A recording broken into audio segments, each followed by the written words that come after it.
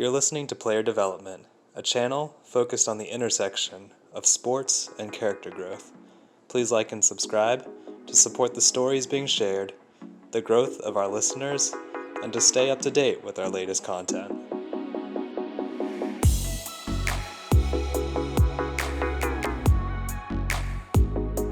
My guest today is Charles Lewis, one of my classmates at Covenant College, one of the pastors at Northside Church in Richmond, and author of the blog, The Mortification of White Supremacy.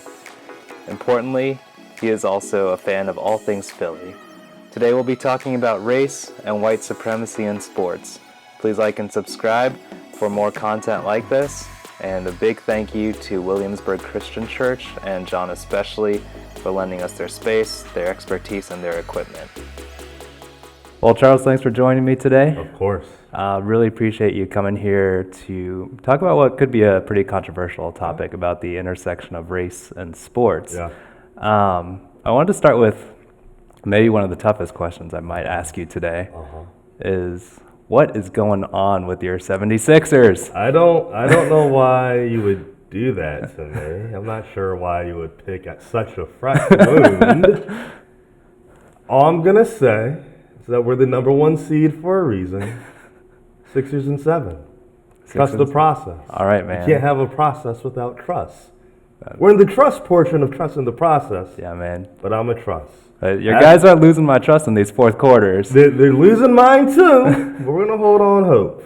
All right. Ask me that question after Sunday. All right. Or we'll see how it goes. Or maybe after Friday. Maybe after tonight. You shoot me a late night text and say, what happened? Well, I'll follow up to with your you. Sixers? Yeah, man. Yeah.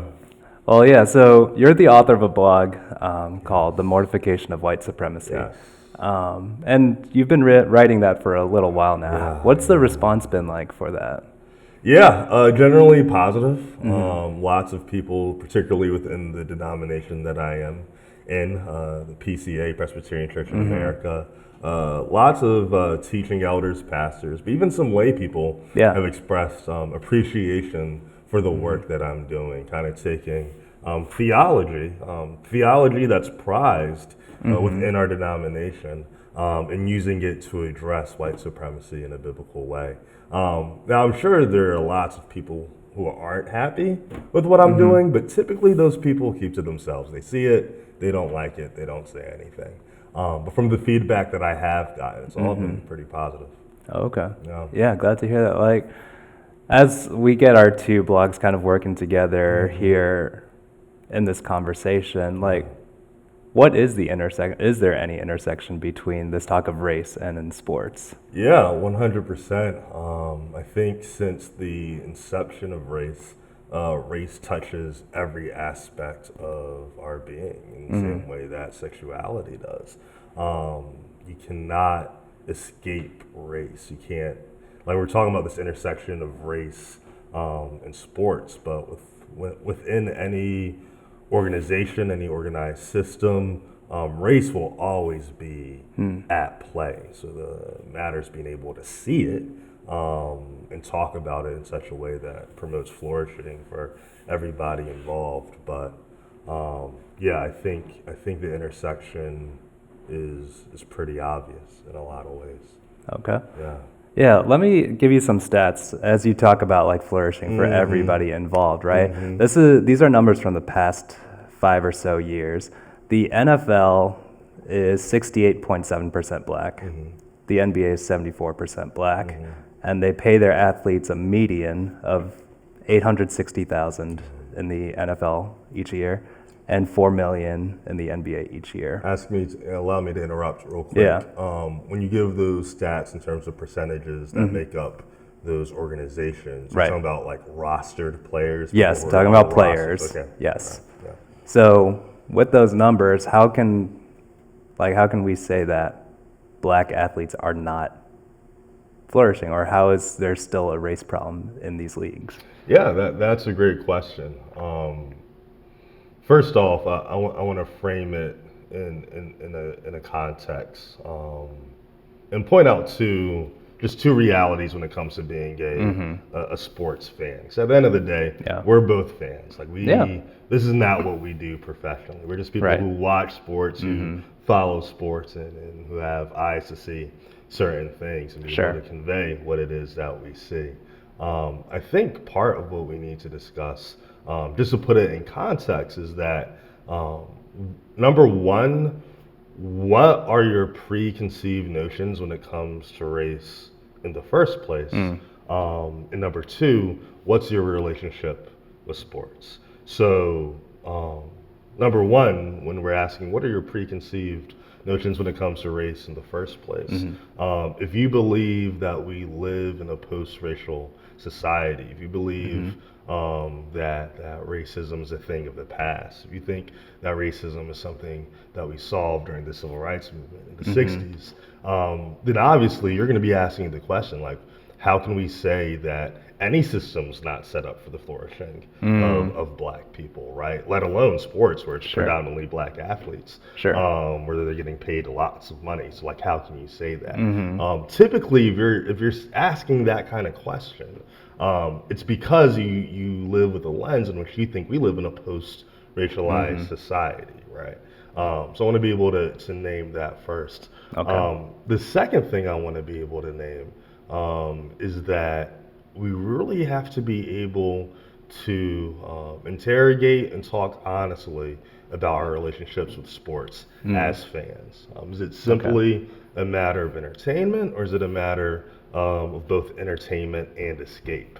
I know for many of us, it's not always one or the other, but we're typically prone to using sports and any form of entertainment as escape as well. We're using it to escape our own personal problems, let alone the problems of the world, right?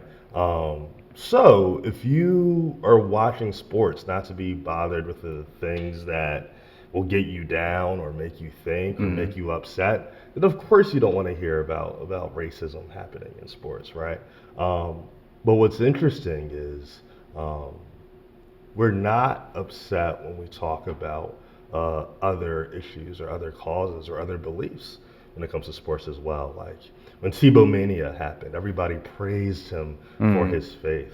But no one was saying, hey, just keep it to sports, right? It's like, no, people loved seeing him kind of using his platform to talk about his faith. When we see different organizations, sports leagues, honor Breast Cancer Awareness Month.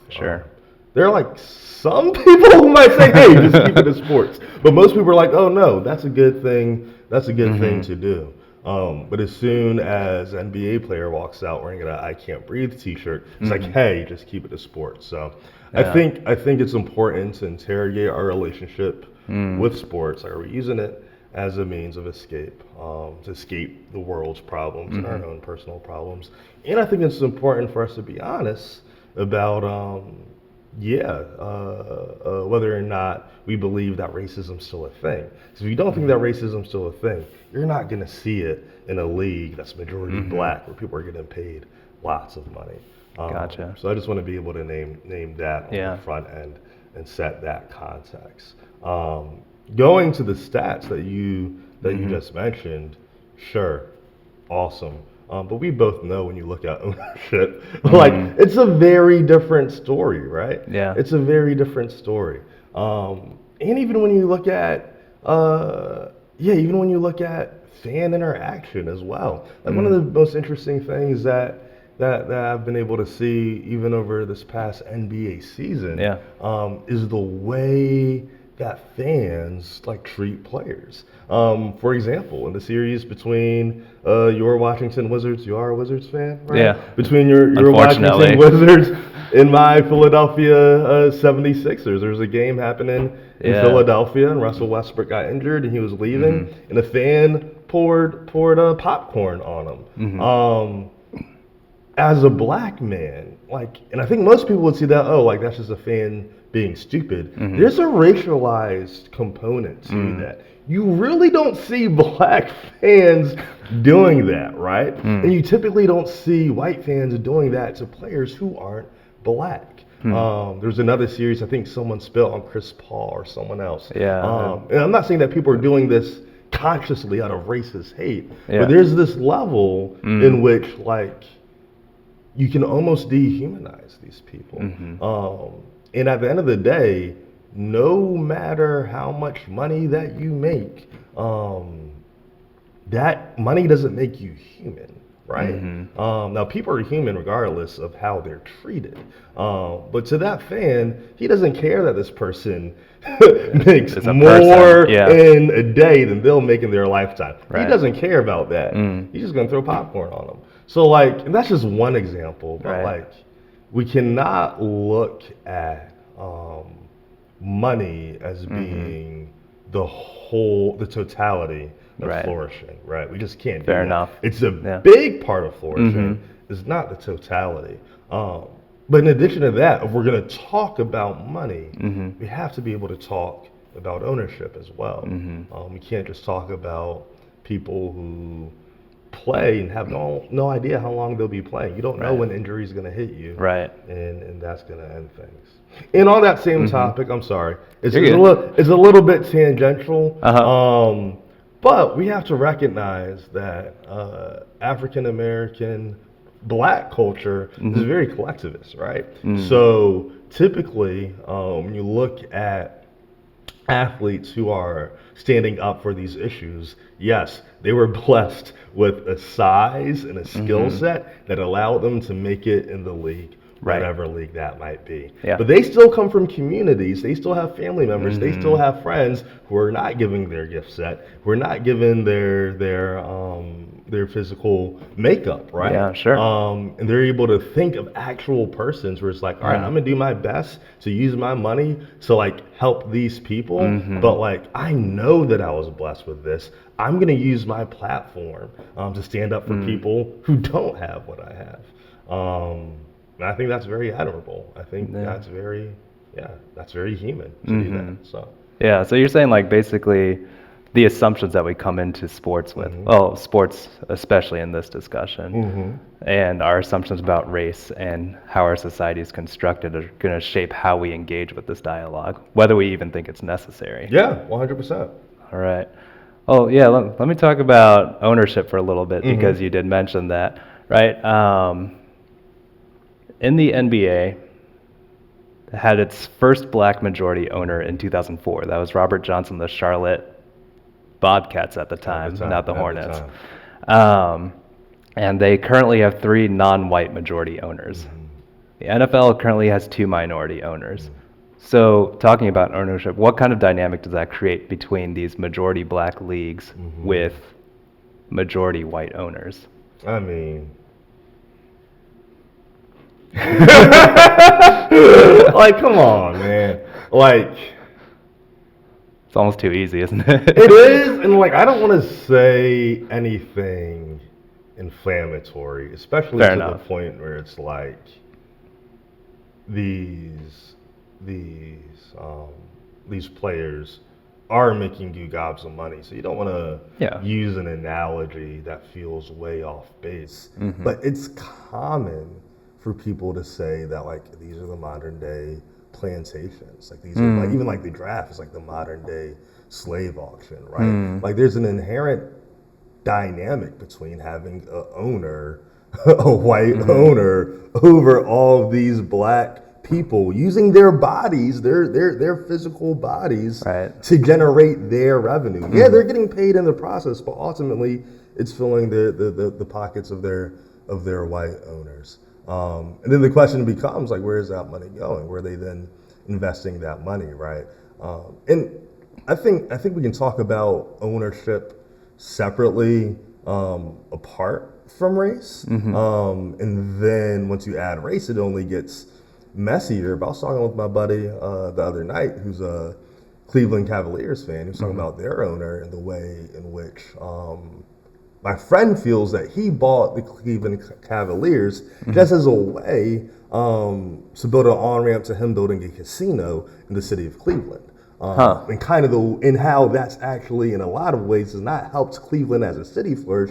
It's actually done a lot of harm to Cleveland and the surrounding areas, right?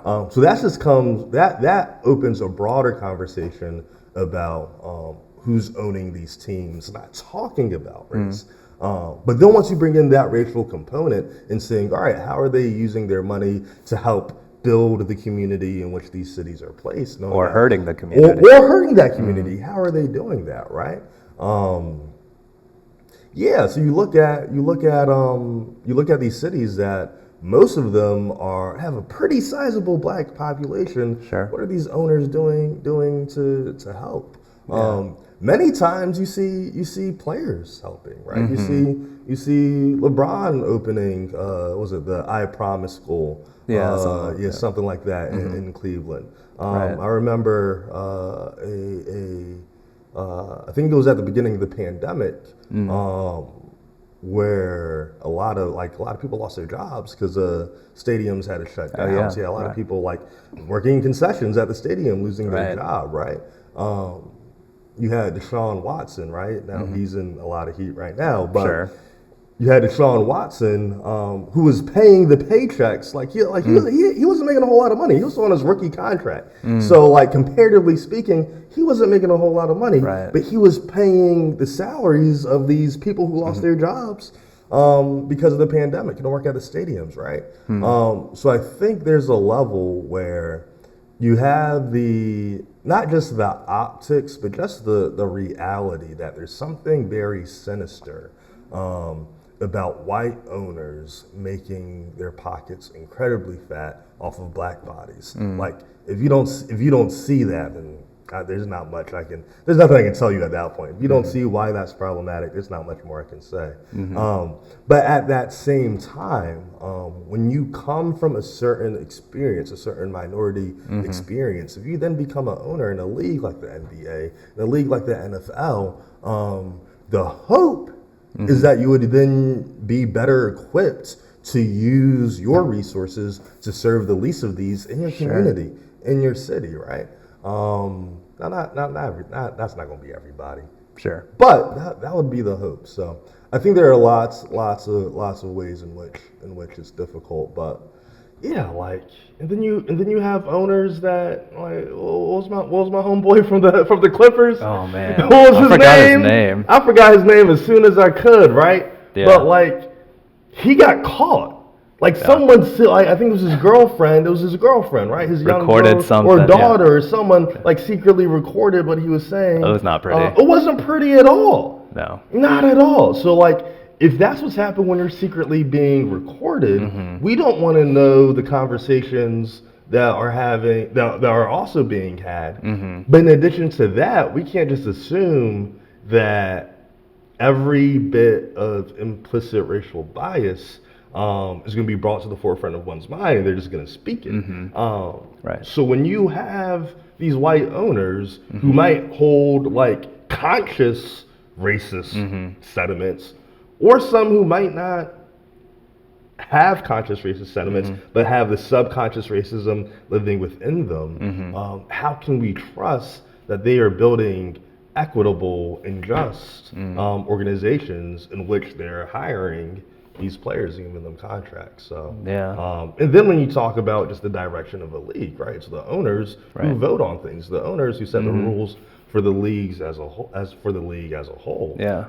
and just regular business stats will show us that your business actually flourishes when you have a diversity of age, gender, ethnicity, not to be the least, within the room and making those decisions, right? So just thinking of for a league as a whole in terms of flourishing, I think that's one of the things that we have to talk about is we're not talking about racism or white supremacy just to bring everybody down. It's no, we have hope for something better.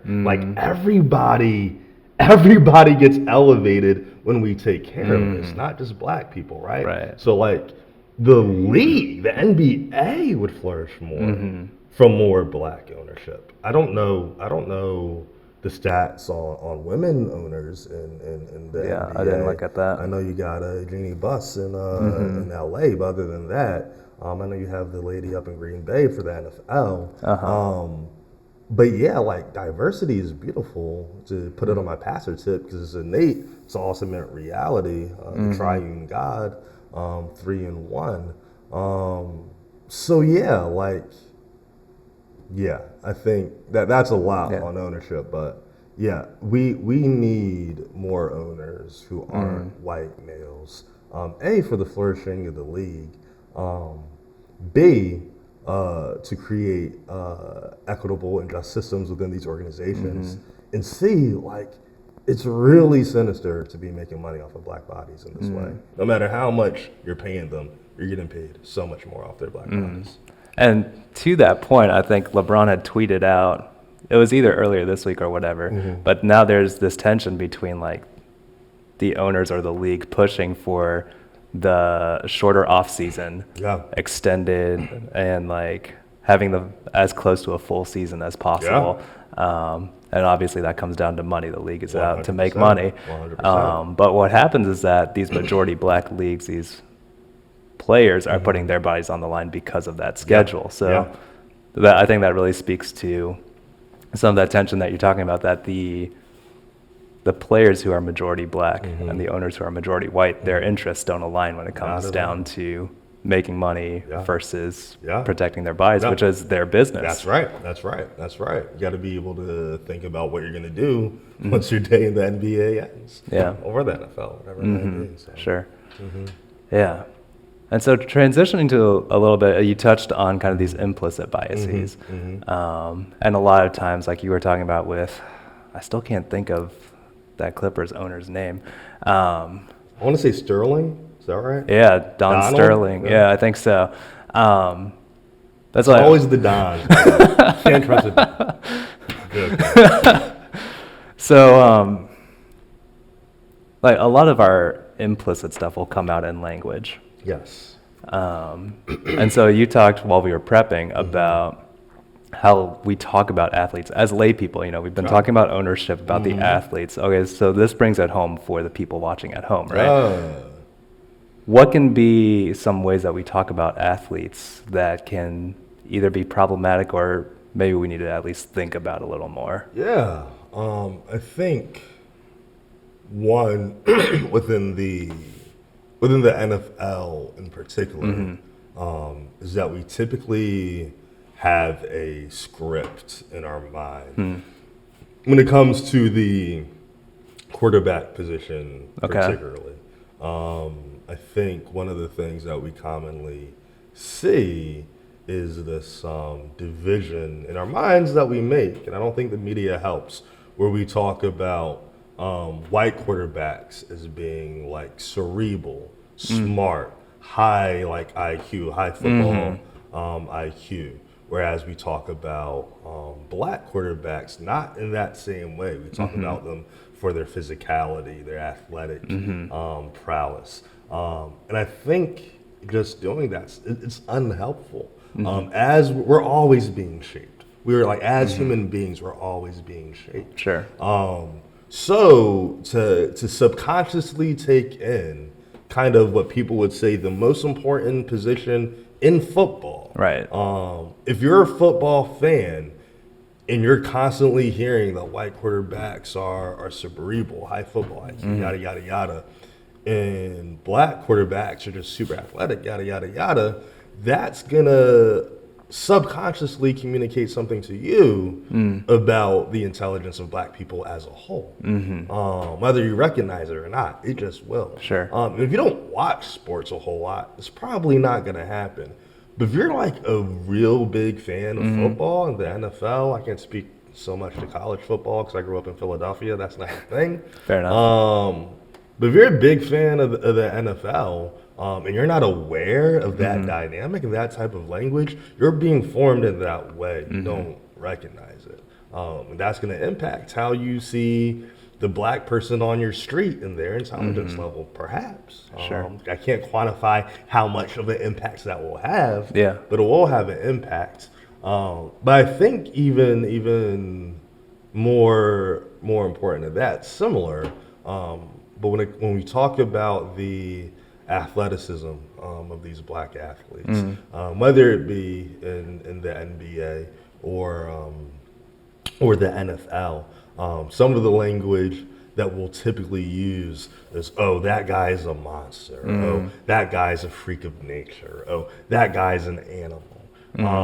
And we say it in such a way where there's honestly no ill intent. Sure. Like, we actually think we're elevating them. Like, we're putting them into an area that's like superhuman. They're doing things that like your average human can't do. Right. This is phenomenal to watch. We're witnessing history. Yada yada yada. Russell Westbrook, walking triple double, freak of nature. Yada yada yada.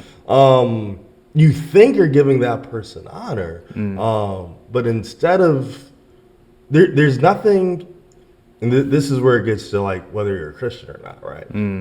But if you're a Christian, and you don't have to be a Christian to see this, but if you're a Christian, you recognize there's no higher honor than being a human being. Like anything that's not a human being, if it's not divine itself, if it's not divinity, or if it's not angelic, then it is therefore subhuman, right? And what we find is that some of the same language that we're using to, in our minds, elevate these athletes, these are the same things that get black and brown people killed, like by police. And for people who aren't police, by people who are on neighborhood watch, right? Yeah. When you have it in your mind, and this is just throughout U.S. history and how we've just seen black people being impervious to pain, being incredibly strong, and all these things. When you see a black person in your racial implicit bias through the language that we use, you're more likely to perceive them to be stronger than they actually are. You're more likely to perceive them to be bigger than they actually are. And you're going to start thinking of them as having monster-like strength, animal-like strength,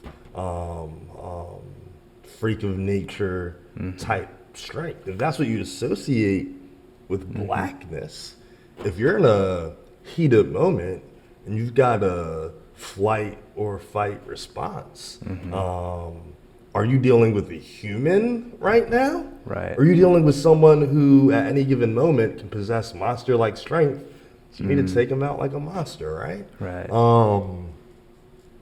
So yeah, even the language that we use continues to further embed our implicit biases into our consciences. So. Yeah, so like you were saying, there doesn't have to be any ill intent for it to Not have at all. negative side effects. Not at all, no. Yeah. Yeah, and even talking about that dichotomy between white and black QBs in the NFL, and NPR recently reported that the NFL will stop assuming racial differences when assessing brain injuries, and this is for like post-retirement athletes seeking compensation. What do you think about that? How is that still even a thing? Like I saw that, I was like, how? Like, how are you just now making this decision? Right. How is this allowed to go on for as long as it did? Right. So you one thing, if the NFL had half black ownership, it would have been away with years ago. Right, and so let me explain a little further for anyone who wasn't caught up on that. Like basically, they assumed that black people started with a lower level of intelligence or cognitive ability, which meant that when they were seeking compensation, so this goes to the money issue, for the injuries caused by their playing in the NFL, it was harder for them to establish that they had been adversely affected. 100%. That's horrible. Yeah. That's racism. That's systemic racism. And racism, again, that if we're looking at their tool of assessment, probably wasn't done maliciously,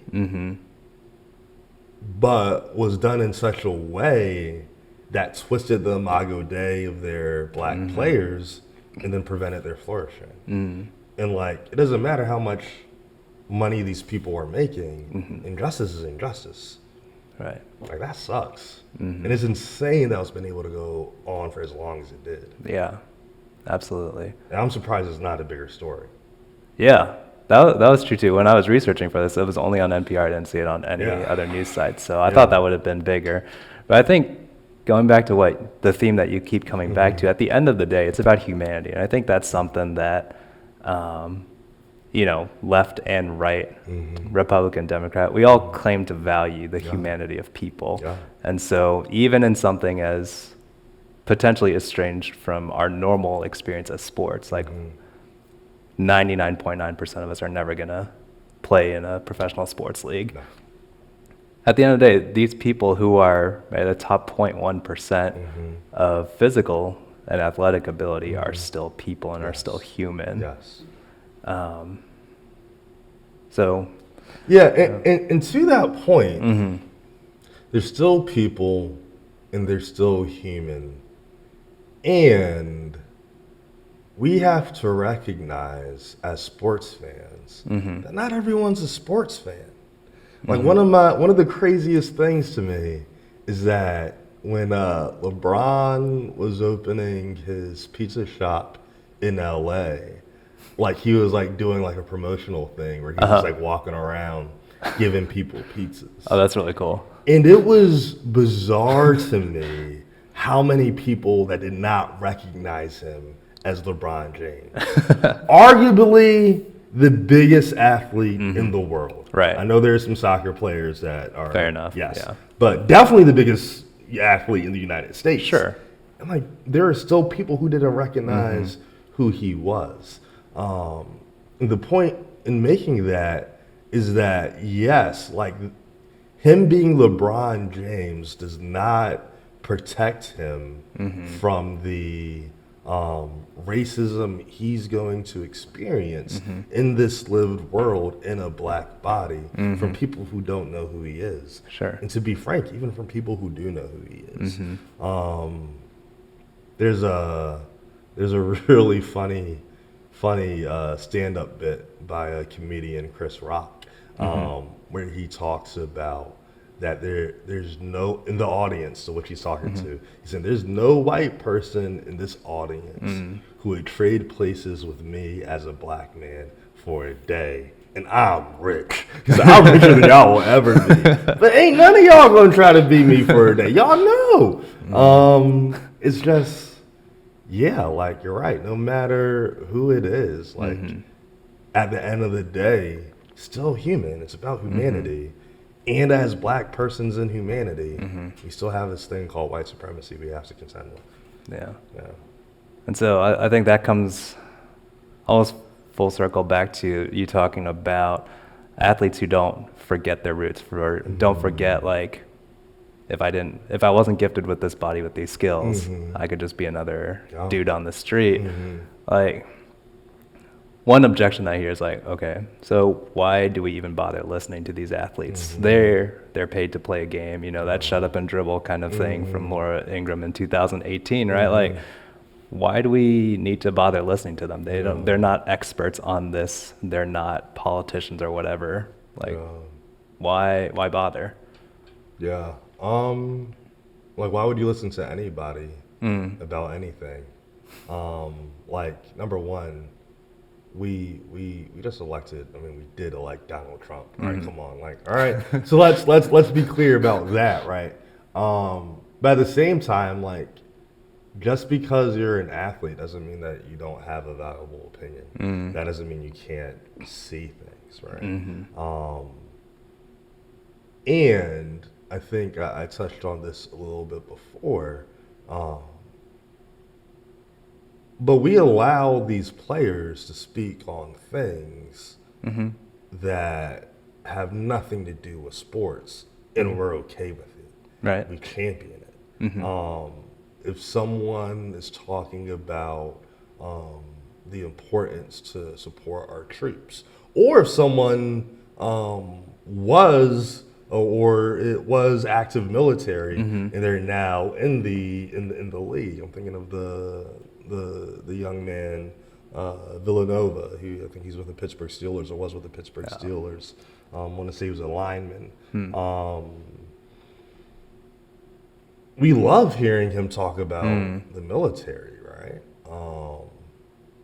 But we don't say, hey, like, Why are you talking about the military? Like that could become political. Yeah. Like a lot of people are upset with how much money we give, like that we of our national budget is set aside towards the military. Like, Sure. don't talk about that. Like that's like just play football, just block for your quarterback. Yeah. Right? Same thing with like I said, breast cancer awareness. Like, we allow athletes to talk about certain things. This is just one thing that we don't want them talking about. So I don't think to me, the question isn't why listen to them. I think the question has to be turned around to us. It's like, why are we selective on what it is that we listen to them about, right? And then in addition to that, I feel like that's a little bit of a double standard right there. I think there's another double standard where it's like, we use that excuse when they're saying something that we don't agree with. But if they are saying something that we do agree with, even if it's something political, then we won't use it. We see it in sports, but we'll use it in Hollywood too. Like, if there's an actor who's speaking out about something politically that we don't agree with, it's like, Right. what do you know? You're just an actor. Like, this isn't what you do for a full-time gig. Right. If they're on our side, if they're on our tribe, then we champion it. Like, we post their photo with a quote on the photo to our Facebook page. So it's like,